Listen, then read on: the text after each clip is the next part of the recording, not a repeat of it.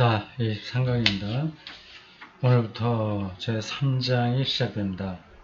3장 제목이 정신입니다. 아주 까다로운 인간 현상인 정신입니다. 동물들에게도, 다른 동물들에게도 정신이 있냐 없냐, 그런 아리가 나가고, 정신이 과연 뭐냐, 그건 아직까지도 모두가 다 동의할 만한 대답이 나오지 않았습니다. 기독교와 성서에서는 이 정신이 매우 중요한 개념입니다. 정신. 자, 어떻게 이야기하는지 보겠습니다. 149쪽입니다.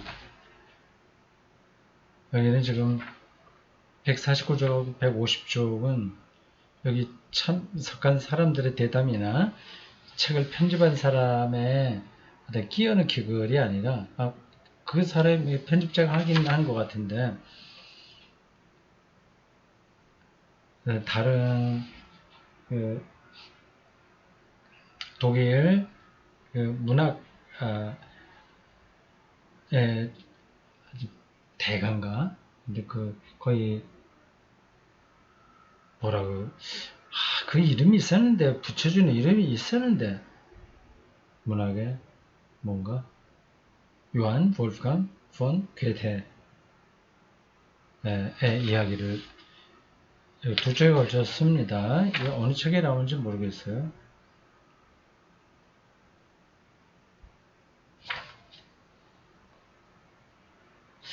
그건가?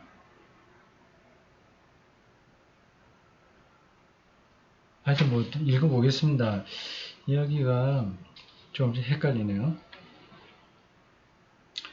우리가 머물던 토스카나의 성에 귀신이 출몰한 것은 어쩌면 당연한 일이었다. 나는 지나가는 관람객들을 엄한 눈초리로 내려다보던 주교의 초상화가 갑자기 뭐로 기울면서 짓궂은 웃음이 떠오르는 것을 두 눈으로 똑똑히 보았다. 이 사건이 일어난 것은 공교롭게도 침실 유리창 몇 개가 예상치 못한 돌풍으로 깨어지고 밤새 웃음소리가 멀리서 바람에 섞여 들어온 다음 날이었다. 설상가상으로 우리 대화의 진행을 맡은 방송국 앵커의 옷장에서는 박쥐 한 마리가 튀어나왔으며 혹여 다가올 유령의 밤을 예고한 것은 아니었을까? 지금 이야기를 쓴 거야? 아니면 뭐야?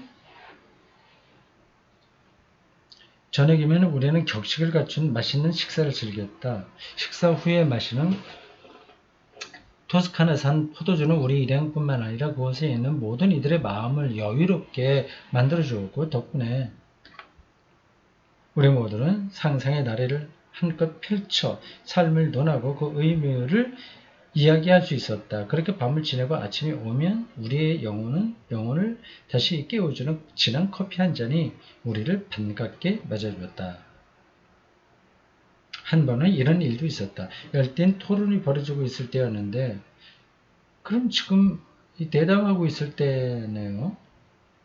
카메라맨 한 사람이 살살 신경을 건드리는 동료에게 신경 좀 건드리지 마 라고 볼멘 소리를 한다는 것이 정신 좀 건드리지 마 라고 외쳤다고 한다. 물론 상대방은 이 말에 뜻하지 않게 실린 은유를 제대로 알아듣지 못했지만, 이거 글을 굉장히 어렵게 쓰네.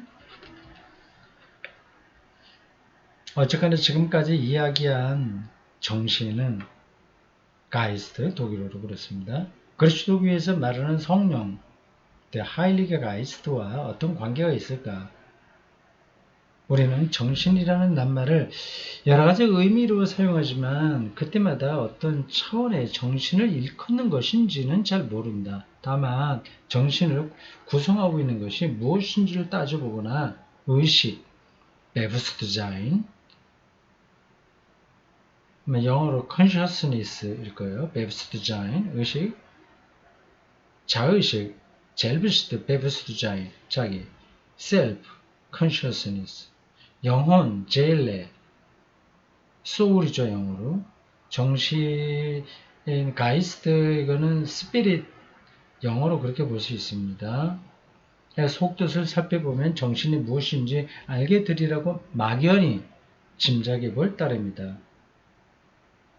사랑이라고 하는 말도 그렇지 않은가? 사랑이 무엇이라고 쉽게들 말하지만 사랑의 정의가 어떻고 사랑이라는 것에서 경험적으로 검증할 수 있는 것이 무엇인지 물어보라.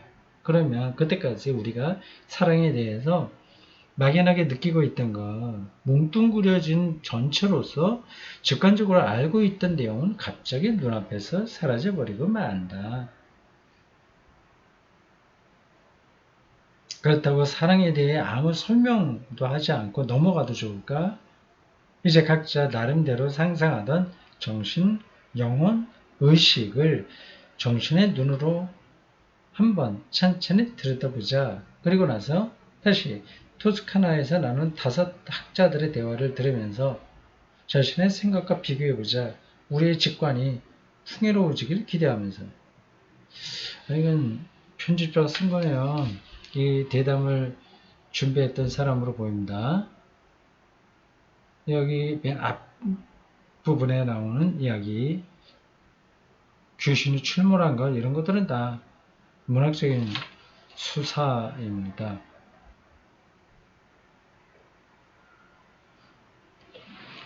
요한 볼프강 폰 괴테의 경구를 여기 마지막으로 다루는데요. 인생은 사랑이고 인생의 정신은 인생의 생명은 정신이니까 다시 읽겠습니다. 인생은 사랑이고 인생의 생명은 정신이니까 인생의 생명, 이건 좀 어색한 표현이에요. 인생, 이게 뭘까? 독일어로 인생은 사랑이고 생명. 네, 가겠습니다. 자, 이제 본격적으로 대담이 시작할 텐데, 그거 하기 전에 또 간략한 편집자의 설명이 있습니다. 정신이란 무엇일까요? 정신, 영, 영어로 스피릿, 독일어 가이스트. 이것은 보통 삶의 비물질적인 원리, 사고 능력으로 여겨진다. 아리스토텔레스는 정신을 최고로 완벽한 상태에 도달한 영혼이라고 정의한다.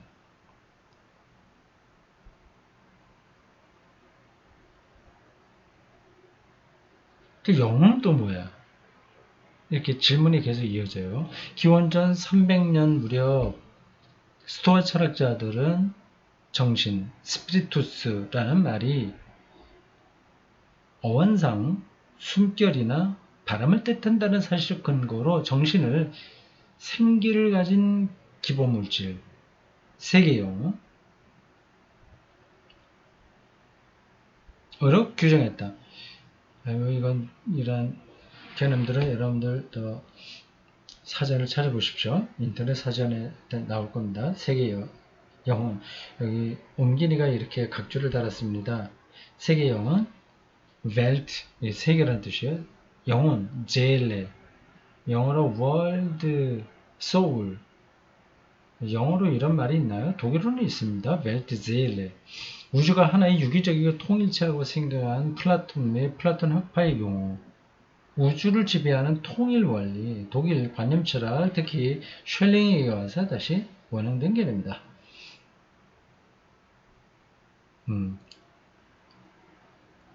정신을 이렇게 규정했다는 겁니다. 아리스토텔레스와 마찬가지로 토마스 아퀴나스도 당연히 그러겠죠. 정신을 비물질적인 인식 능력으로 보고 그 안에 영혼의 최고 능력이 잠재 있다고 생각했다. 구약 성서는 야훼의 영을 창조와 파괴의 엄청난 권능으로 묘사한다. 신약 성경은 한 걸음 더 나아가서 영이란 예수를 통해서 세상에 드러나고 체험할 수 있게 된 영원한 생명이며 그 생명은 곧 신의 선물이라고 가르친다. 일단 그렇게 간략한 설명이 주어졌습니다. 이제 파넨베르크가 시작합니다. 당연하겠죠? 이 정신, 가이스트, 영, 이거는 성서와 기독교가 핵심 개념으로 삼는 거니까 파넨베르크로부터 시작하는 게 마땅하죠.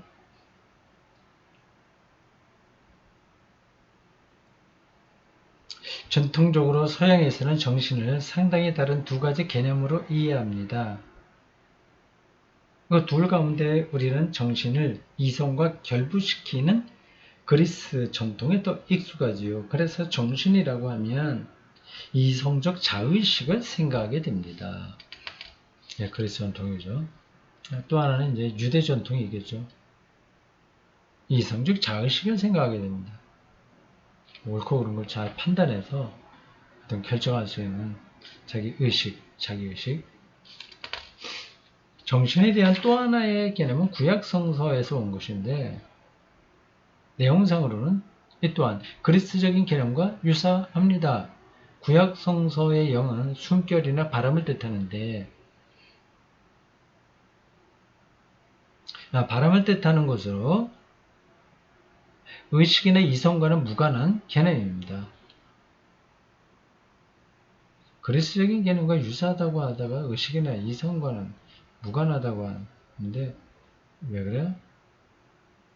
하나님은 영적인 분이라는 요한복음의 표현은 하나님 육체도 없이 세계의 저편에 있는 의식에 불과하다는 말이 아니라 하나님의 본성이 모든 것에 스며드는 공기, 숨결, 없는 곳이 없는 바람과 같다는 이야기예요. 신에 대한 이런 생각은 철학의 역사 속에서도 잠깐 모습을 보이죠. 오래가지 못했습니다. 그대로 철학자들은 신의 영과 이성을 동시한 플라톤 철학을 따르게 되었죠. 오리게네스 그래서 철학자, 신학자요. 189에서 254년 대략 그 중에 활동했던 오리게네스 이래로 교부들 또한 성서에서 영을 가리키는 단어를 이성에 해당하는 것으로 해석했습니다. 영, 정신을 이성으로 비슷한 것으로 봤다. 원래는 그렇지 않은데 역사에서 그렇게 나타났다. 뒤이릅니다. 정신은 자연과학의 대상이 아니라 자연과학의 주체입니다. 이 표현이 특별하네요. 자연과학의 대상이 아니라 자연과학의 주체. 자연과학을 할 수 있는 능력이 바로 정신에게 있다고 하는 거죠. 그러니까 자연과학이 정신을 이해할 수는 없다고 하는 거죠. 신학적인 표현이에요. 저는 정신이 한 인간의 주관적인 내면에 속한다고 생각해요. 물론 주관적인 내면과 객관적인 외형이 서로 잘 닮은 점이 있긴 합니다. 다만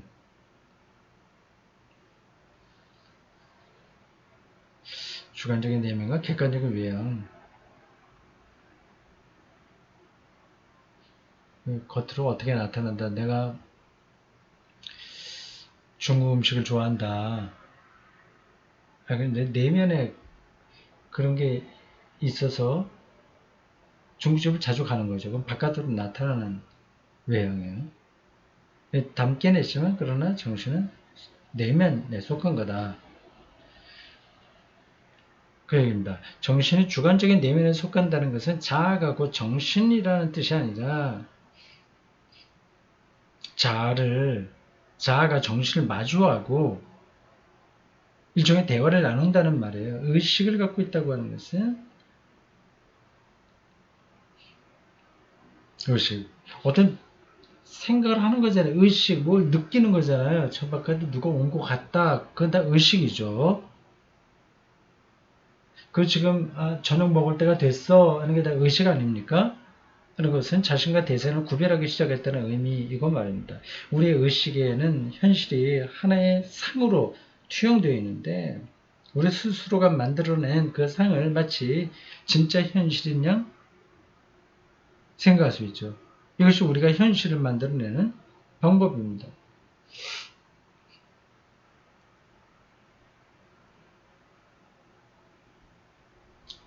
넘어가겠습니다. 다음 봐요. 비유로 설명합니다. 비유하자면 비디오 촬영과 같다고 할까요? 찍은 것을 다시 틀었을 때 우리 눈에 보이는 것은 실제의 현실이 아닌 영상에 지나지 않아요.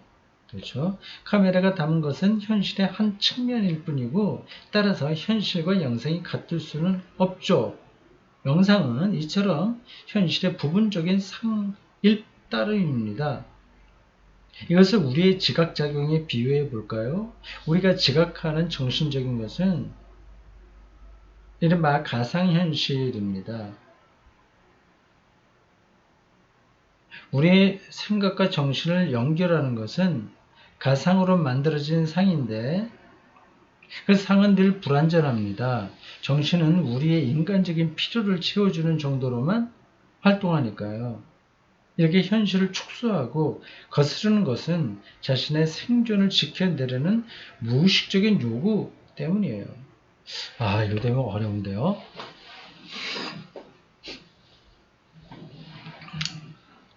아, 이게 뒤르가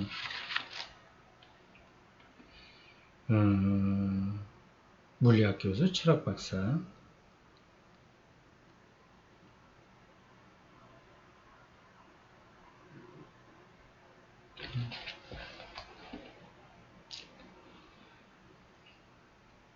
넘어가겠습니다. 제가 이걸 천천히 읽으면서 설명할 수 있긴 있을 것 같은데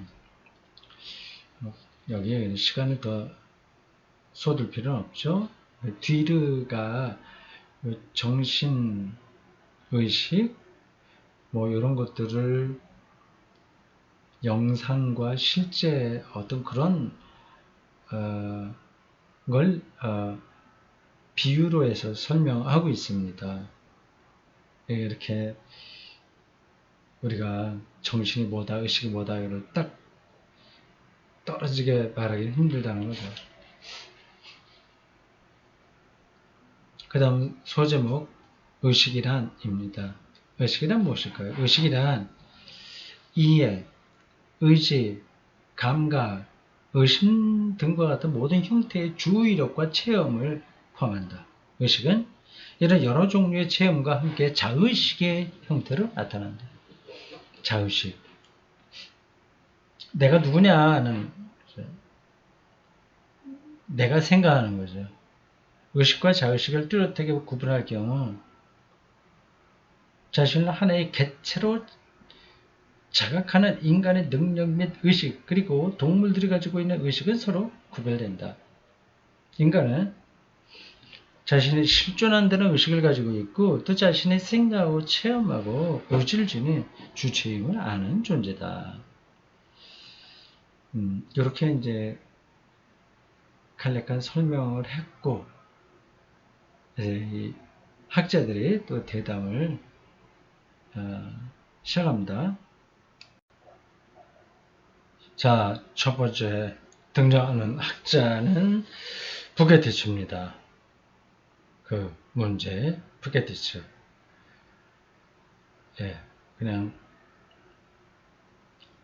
재밌으라고 붙인 이름입니다. 문제의 부게티츠. 12조로 발언할 때가 많아 보이는 부게티츠. 자, 이렇습니다. 생물학자니까 이것도 전문 분야예요. 저는 정신과 의식이 본질적으로 같은 것이라고 생각합니다. 정신과 의식이 본질적으로 같다.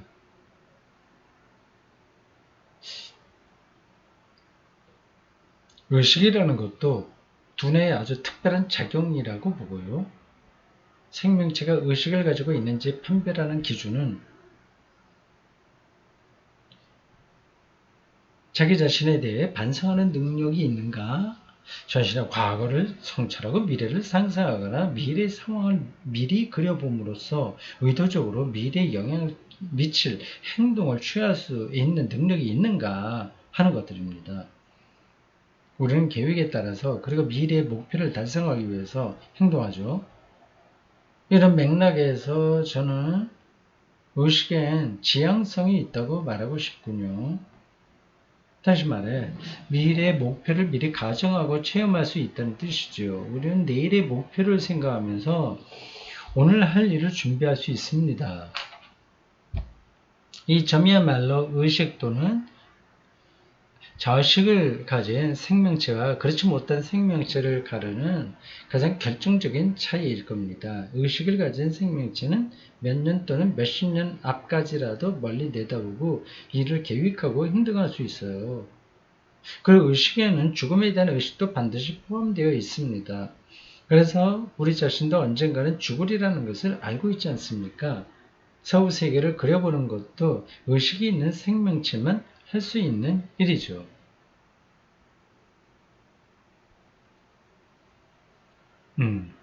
뭐 특별히 예, 다른 눈여겨봐야 될 만한 대목은 없습니다. 네, 저기 정신과 의식이 같다 하면서 뭐 의식의 특징을 좀 얘기했습니다. 뒤릅니다.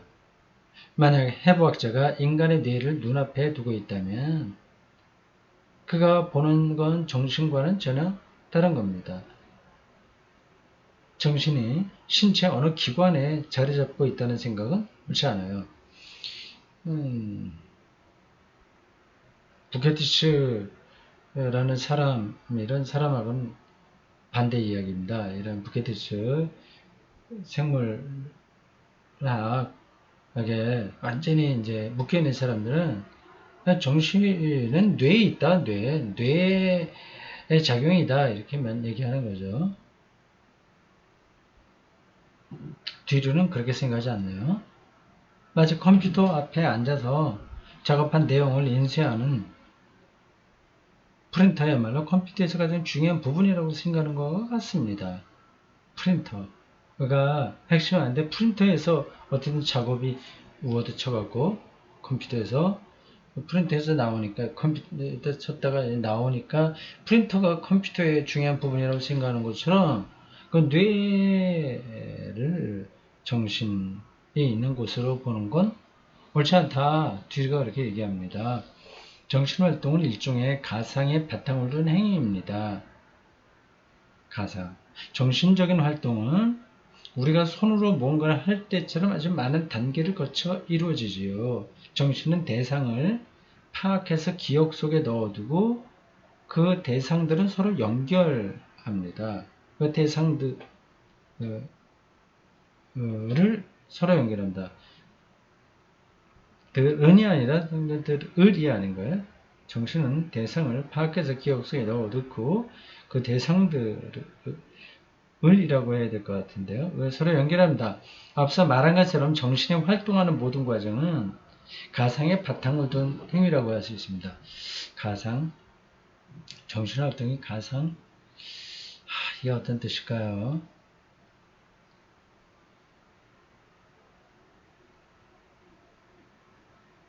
제가 지금 강독을 하잖아요. 그럼 생각을 하는 거예요. 정신활동 아니겠습니까? 실제인데 어떤 글씨를 보고 내 읽고 설명하고 그런 거 아니겠습니까? 근데 가상을 바탕에 둔 거라는 게 무슨 뜻일까요? 어떤 행동을 실제로 하기 전에 그 행동을 가상으로 실행해 볼 수 있다면 그 행동이 초래할지 모를 불행한 결과를 피할 수도 있겠죠. 뭐 그런 건 뭐 그렇죠. 그건 그렇다면 정신 활동의 일부죠. 한 부분이죠. 다는 아닌 것 같은데. 대상을 미리 가상적으로 체험할 수 있는 능력은 진화에서 유리한 위치를 차지할 수 있게 해주는 장점입니다. 오늘날까지 인간은 분명히 그런 능력의 혜택을 톡톡히 누려왔습니다.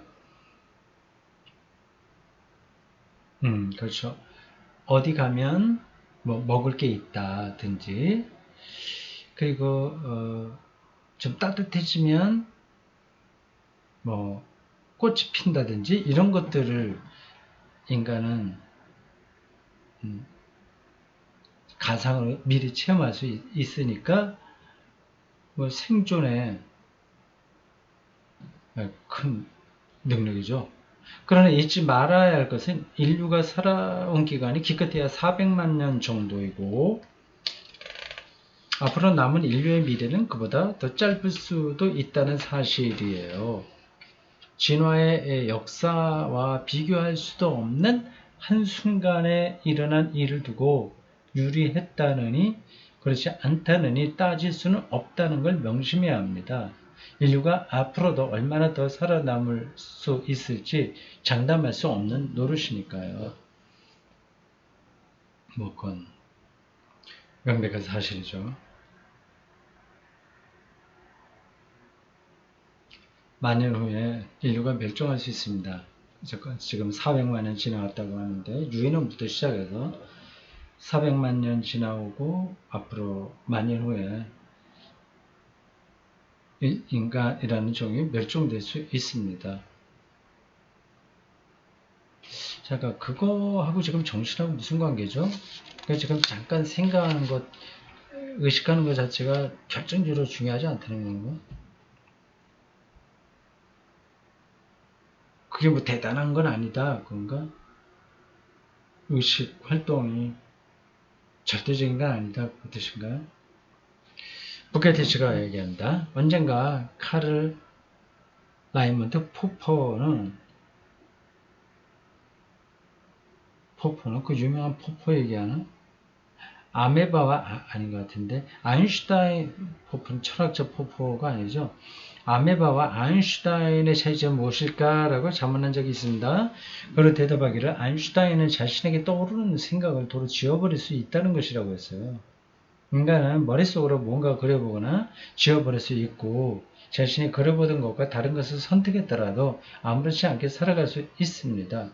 직접 몸으로 부딪힐 필요도 없이 제도판 위에다 그려보기만 해도 충분해요. 따라서 다른 생명체에 비해 아주 유리한 위치에 있다고 할 수 있죠. 이건 정말 큰 차이입니다.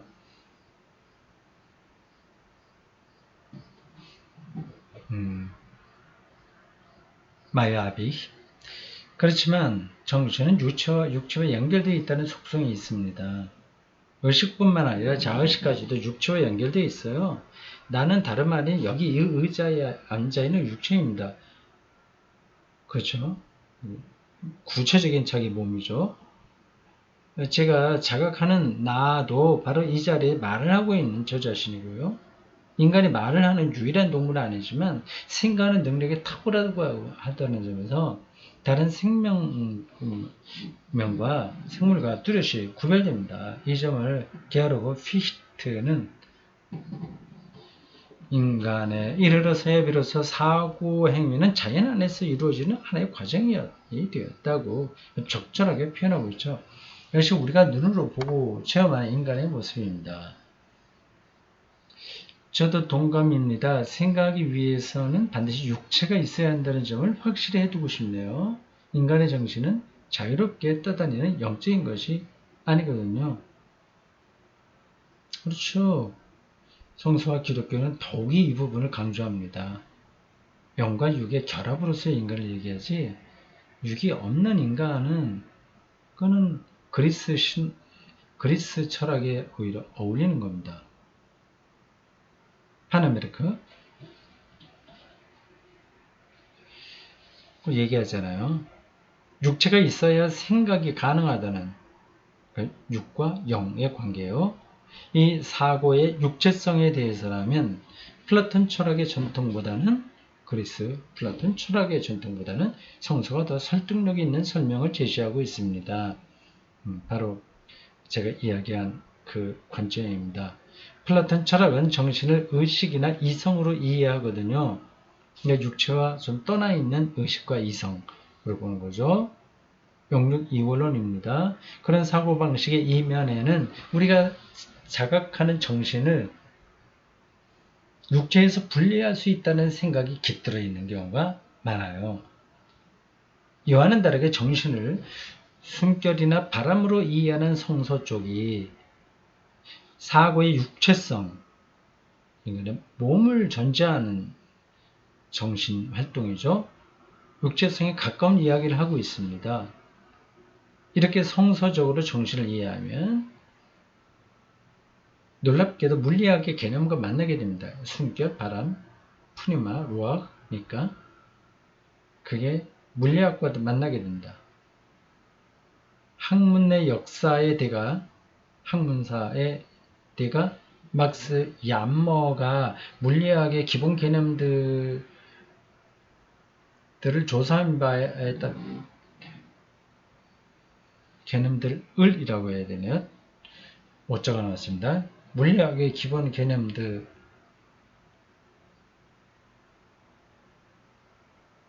조사한 바에 따르면 물리학의 장이라는 개념은 field, 장이라는 개념은 고대 철학에서 말하는 푸뉴마에 근거를 둔 것이라고 합니다. 여기 푸네오마라고 했는데 푸네오마 다 됩니다. 푸네오마란 정신, 영을 가리키는 그리스 말인데 스토아 학자들이 사용하던 이 말은 구약 성서에서 바람으로 표현되는 영과 일맥상통하죠. 얀머는 장이라는 물리학 개념이 푸네오마를 둘러싼 성서와 고대 철학의 생각을 구체화한 것임을 밝히고 있습니다.